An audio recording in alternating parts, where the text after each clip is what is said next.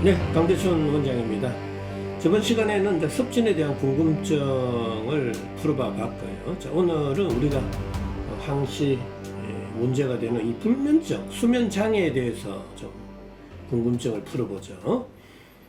대부분 사람들은 뭐 잠을 잘 주무시는데 우리가 뭐 엄청 스트레스를 받거나 또 뭐 환경에 변화가 오거나 했을 때는 잠을 좀 설치는 경우가 있습니다. 뭐 그런 경우에 있어서는 당연히 그럴 수도 있다라는 생각은 할 수가 있는데, 전혀 뭐 그러한 일이 없는데도 잠을 청할 경우에 생각만 나고 잠을 깊게 못 주무시는 경우도 있고요. 그리고 잠을 자더라도 깊게 잠을 자지 못하고 꿈을 많이 꾸는 사람들도 많습니다. 자, 오늘은 왜 이러한 불면증으로 우리가 고생을 하고 있는지, 또 이 불면증이 발생하게 되면 막 어깨가 결리고 머리도 아프고 어지럽고 나른하고 뭐 의욕도 없어지고 막 우울감도 생기고 뭐 가슴도 두근거리고 여러 가지 증상들이 나타납니다. 자, 그러한 하나하나의 증상들이 왜 나타나는지도 제가 세포열 에너지 대사적인 관점에서 한번 설명을 드리겠습니다. 자, 오늘도 시작하겠습니다. 자, 수면장애 Q&A입니다. 자, 이분은 수면장애 때 열이 계속 나는 거예요. 왜 열이 날까요? 자, 이게 핵심입니다. 왜 잠을 자려고 할 때 자꾸 열이 상체로 쏠리거든요. 이 무슨 의미겠느냐라는 이야기입니다. 자, 오늘도 저의 피레토 세라피 이론 꼭 기억해 주셔야죠. 간단하게 좀 설명드리고 또 질문에 대답하는 형식으로 가겠습니다. 자, 저는 항시 세포열 에너지 대사적인 관점에서 모든 질병을 연구 치료하고 있죠. 그래서 바로 이 면역은 바로 체온입니다. 그 체온 중에서도 심부 체온입니다. 우리가 심부 체온 37도일 때 무병장수하죠. 우리가 심부 체온이 올라가거나 내려갈 때 반드시 질병에 걸려서 죽게 된다라는 거고요. 심부 체온 37도만 유지되면 절대로 죽을 수가 없습니다. 모든 생명체는 영생을 합니다. 불사합니다. 한번 잘 생각해 보세요. 총에 맞거나 물에 빠지거나 교통사고 나거나 하는 것은 다 출혈이 돼서 심본도가 내려가서 죽는 거예요. 근데 심본도가 내려가지 않는다라면 우리가 영생을 하는 겁니다. 그 의미는 뭘까요? 내가 병들지 않고 건강하게 살 수 있다라는 의미가 되겠죠. 그래서 항시 체온 37도를 유지해 주셔야 되고요. 심부 체온이 빨리 떨어질 때 우리는 요절하게 된다라는 이야기입니다. 요절한다는 소리는 그만큼 다른 다양한 질병에 걸려서 빨리 죽는 수도 있다라는 의미가 되겠죠. 꼭 기억해 주셔야 되고요. 그런데 우리가 일반적으로 살아가는 환경의 온도가 내 몸속 온도보다 낮잖아요. 그래서 항시 몸속 온도는 내려갈 가능성이 99.99%입니다. 그래서 심부 온도와 피부 온도와의 상관관계를 반드시 이해해 주셔야 되는데, 이 심부 온도가 올라갈 때는 피부 온도 내려가죠. 심부 온도 내려갈 때는 피부 온도 올라간다라는 겁니다. 심부 온도는 뇌를 포함한 오장육부의 온도죠. 피부 온도는 두피를 포함한 사지의 온도를 말합니다. 근데 피부 온도는 심장에서 멀어지면 멀어질수록 온도는 내려가게 되고요. 심부 온도는 항시 37도를 일정하게 유지하려고 애를 쓰게 됩니다. 바로 그 체온 조절 중추는 시상하고죠. 근데 제가 항시 주장하는 것은 심부 온도가 내려갈 때 이 피부 온도가 올라가는데, 이때 다양한 염증성의 증상이나 질환이 발생할 수 있고요. 바로 불면증도 이때 발생한다라는 이야기입니다. 이때 심부 온도가 내려가서 피부 온도가 올라갈 때 불면증이 발생한다라는 이야기예요. 자, 이거는 무슨 소리냐면은 심부 온도가 내려갈 때는 모공이 다칩니다. 그때 손발 끝에서 이렇게 모공이 다친다고. 이렇게 모공이. 근데 모공이 다친 이후에 우리는 밥을 먹고 활동을 하고 몸에서 열은 발생하잖아요. 근데 그 열 에너지는 그러면 구멍이 많은 데로 열이 쏠리거든요. 그게 바로 상체로 열이 쏠리게 되고, 특히 낮보다는 밤에 상체 쪽으로 열이 더 쏠리게 됩니다. 그 이유는 낮보다는 밤에 심부 온도가 더 내려가거든요. 그럼 모공은 더 다치고, 그럼 상체로의 열 쏠리면 더 심해지기 때문에 뇌 속이 안정이 안 되는 겁니다. 좀 쉬어야 되는데 쉴 수가 없는 상황이다라는 이야기예요. 그러다 보니까 머리는 자꾸 각성이 되고 그때 불면증으로 이어지게 된다라는 이야기입니다. 자, 이거 굉장히 중요한 겁니다. 자, 그런데 이 신본도가 내려가면은 다양한 증상들이 발생할 수 있다라는 거죠. 이 네 가지는 꼭 기억해 주셔야 됩니다. 피부온도 올라가고 표면 장력이 약해지고 모공 다친다. 자, 요게 문제죠. 손발 끝에서 모공이 다쳐서 열 에너지가 구멍이 많은 머리 쪽으로 열이 쏠릴 가능성이 많다. 자, 그래서 상처로 열이 쏠리면은 자꾸 열감을 느끼게 되고 이쪽에서 땀이 날 가능성도 있다. 자, 땀 분비의 감소라 했는데요. 여기도 보면 무한증과 국소다한증이라 그랬죠. 열이 쏠리는 곳으로 피부온도가 올라가니까 그 피부온도가 올라간다라는 의미는 기화열이 생기고요. 자, 기화열에서 열이 식으면 액화 현상이 생기죠. 바로 그때 다한증이 생기는 겁니다. 자, 그리고 모든 질병의 시작은 바로 세포의 손상이죠. 우리가 세포가 손상을 받게 되면 미토콘드리아에서의 아데노신 트리포스페이트라는 ATP의 합성에 장애가 생깁니다. 바로 그때 열 에너지 발생량이 줄어들어서 심부온도가 내려가게 된다라는 이야기예요.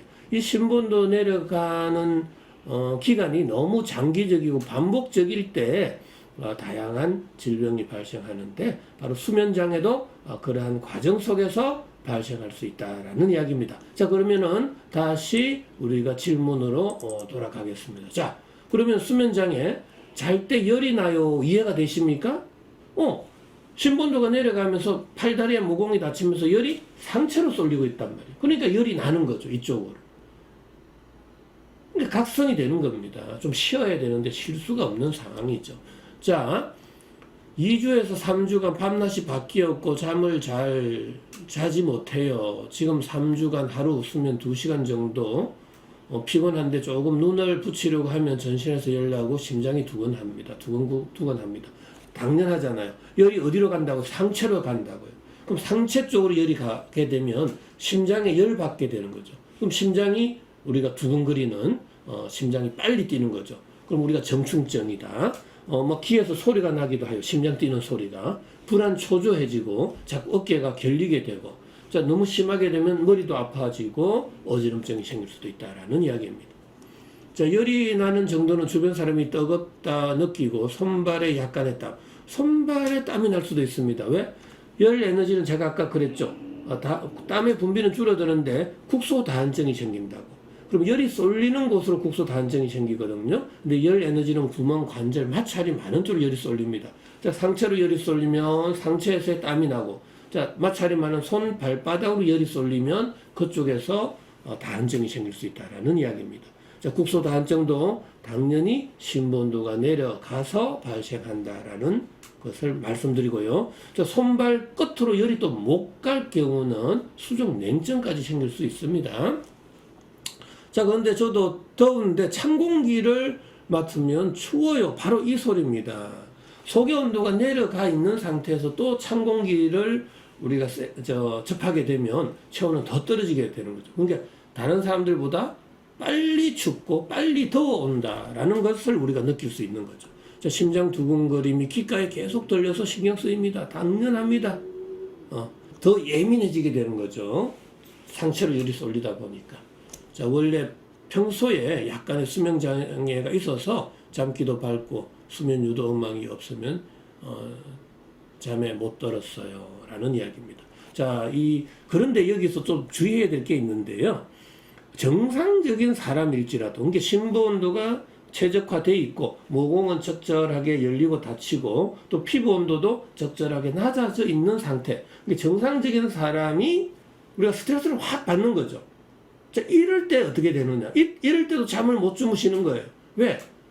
스트레스를 받는다는 소리는 순간적으로 열이 많이 발생하는 겁니다. 자, 그런데도 열이 많이 발생하는데 내 몸속에 어느 정도 적정하게 심부온도는 적절하고 모공도 조금은 열리고 닫히는 현상은 있지만 순간적으로 열이 많이 발생하면 내 몸속에서의 그 열 에너지는 또 구멍이 많은 데로 열이 쏠린단 말이죠. 그러다 보니까 자꾸 신경이 쓰이면서 잠을 못 주무시는 거예요. 자, 이거 꼭 기억해 주셔야 되고요. 그래서 이 수면 장애도 당연히 제가 연구한 바에 의하면 실은 낮아져 있는 몸속 온도는 올려줘야 되고요. 닫혀져 있는 모공은 확 열어주고, 그리고 높아져 있는 피부 온도는 낮춰줘야 됩니다.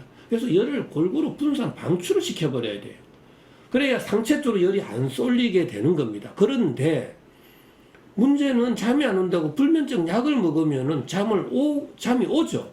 근데 그 불면증 약은 그러면 내 몸에 어떤 마법을 부린 걸까요? 왜 잠이 올까요? 라는 겁니다. 바로 상체로의 열 쏠림을 줄여버린 거죠. 왜 쏠리던 열이 왜 줄어들죠? 바로 그 불면증 약은 세포의 열 에너지 대사를 그냥 억제하는 약이에요.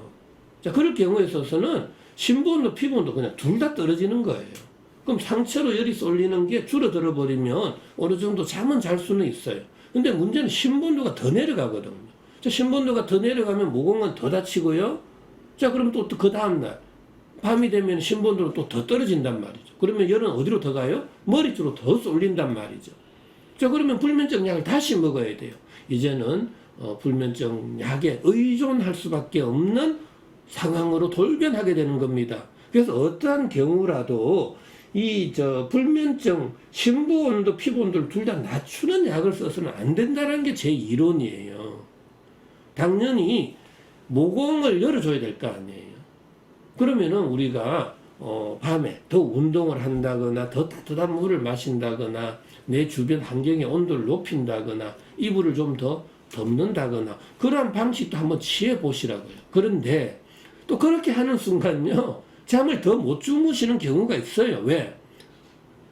속의 온도는 낮고 모공은 닫혀져 있고 피부 온도는 올라가 있는 상태에서 주변 방 안의 온도가 높거나 운동을 하거나 하면 또 열이 발생하고 그 열은 또 어디로 가요? 순간적으로 또 상체로 쏠린단 말이죠. 그래서 일반적인 사람들은 헷갈리게 되는 거예요. 잠이 더 안 온다라는 거예요. 하지만 체온 조절 중추 시상 하부에서는 바로 그 현상이 바뀌어지지 않습니다. 적어도 3주에서 6주 정도는 훈련을 하셔야 돼요. 훈련을. 좀 힘들더라 해도, 열이 상체로 쏠리더라도, 잠을 좀 설치더라 해도 제 방법대로 한번 해보세요. 제 방법대로. 심부 온도는 올려야 되고요. 모공은 열어줘야 되고요.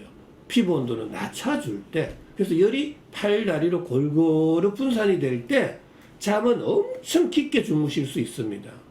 제가 그렇게 치료를 다 해봤습니다.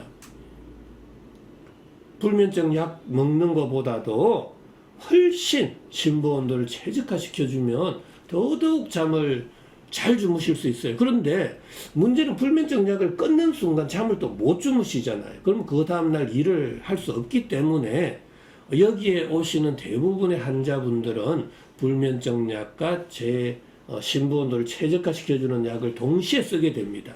자, 그렇게 하면서 몸을 계속 만들어주면서 심부 온도는 서서히 올리고 피부 온도는 서서히 낮추고 모공을 서서히 열어주면서 어느 정도 또 잠을 주무시면 불면증 약을 조금씩 줄여가는 겁니다.